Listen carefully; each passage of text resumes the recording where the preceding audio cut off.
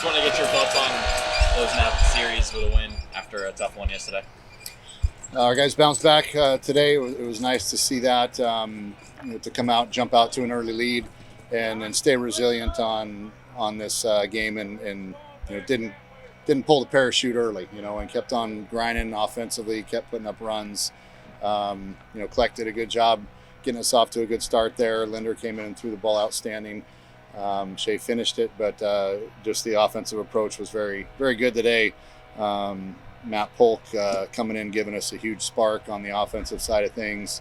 Dom Smaldino swung the bat as good as he has all year long today, which was huge to have some other guys contribute other than Landon Hairston. It was nice to talk about some other guys and what they've done. Big team win for us to bounce back today and get a W. You talk about doing without Hairston. I mean, in the first inning, you guys scored 6 runs, and Hairston acquires for 2 your outs.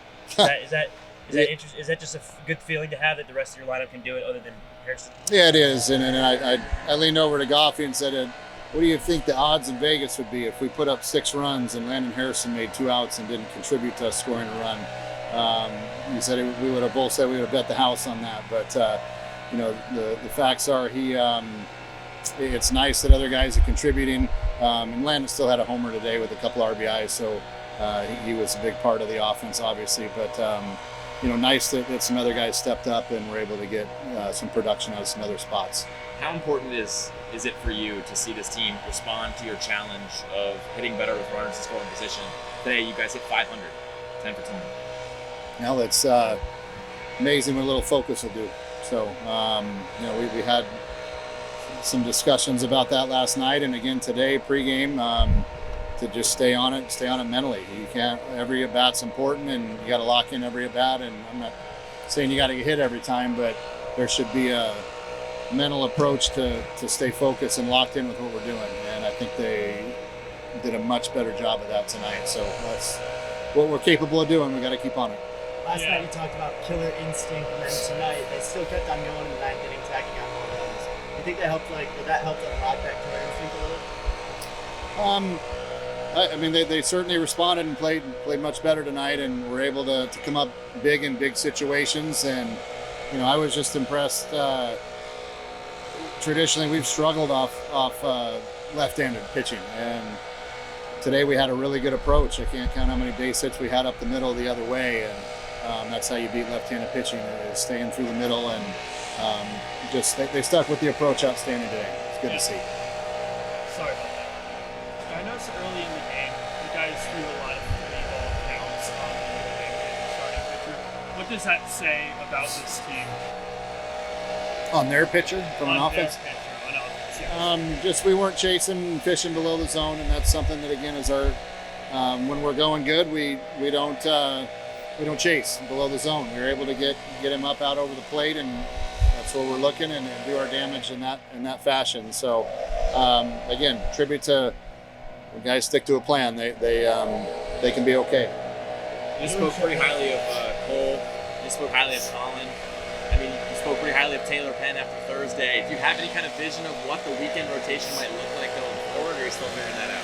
Well, now that we've gotten through this series, we have to look at what we got 2 important midweeks this week as well, against Grand Canyon and UNLV.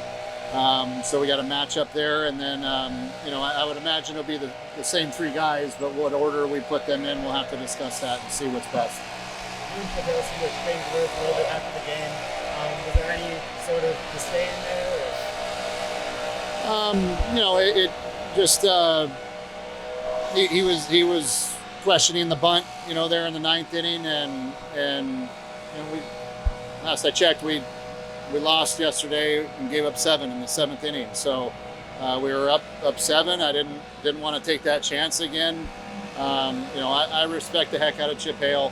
He's a good man. He's a great baseball coach, great baseball guy.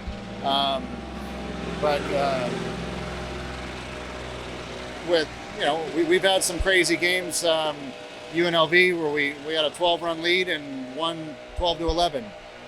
Gave up an 8 or 9 spot. So the one thing I've learned in college baseball is no lead is too safe. That was evident last night, and there was an opportunity to try to tack on a couple more runs, and we took advantage of, or tried to, and it ended up getting an out on that play anyway. But he spoke his opinion and I spoke mine, and again, I respect the heck out of Chip.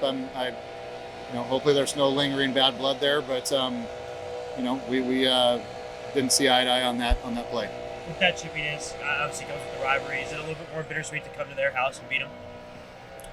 No, I mean it's good to beat them wherever.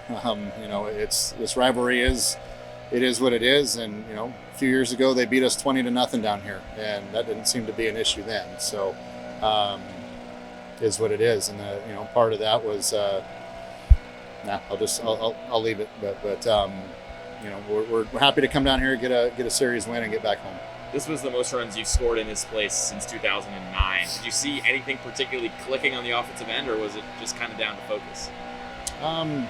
Just that we were able to do damage with runners in scoring position, and put together good at bats, not try and do too much, take our hits instead of getting big. So guys executed a lot better today. Matt Polk had 4 hits tonight. What did his presence spark the rest of it? Well, I mean, we've kind of been fishing for that the other outfield spot to get us going, and we've had several guys get opportunities out there.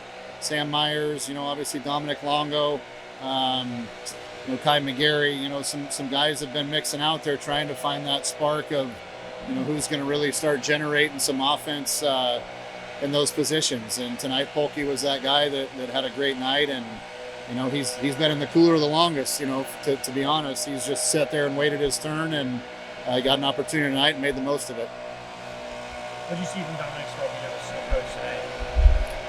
Again, just staying through the middle of the field, and good things happen when you do that.